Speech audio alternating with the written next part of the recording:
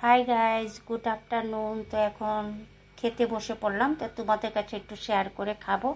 তো কি রান্না করলাম দেখো।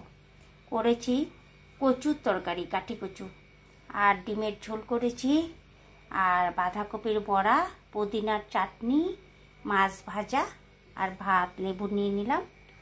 আজ এই রান্না করলাম। তোমাদের যদি ভালো লেগে থাকে লাইক কমেন্ট শেয়ার অবশ্যই করে দিবে। টাটা।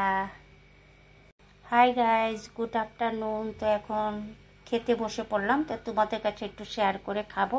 তো কি রান্না করলাম দেখো। করেছি কচুর তরকারি, কাঠি কচু, আর ডিমের ঝোল করেছি, আর বাঁধাকপির বড়া, পুদিনার চাটনি, মাছ ভাজা, আর ভাত, লেবু নিয়ে নিলাম। আজ এই রান্না করলাম। তোমাদের যদি ভালো লেগে থাকে লাইক কমেন্ট শেয়ার অবশ্যই করে দিবে। টাটা।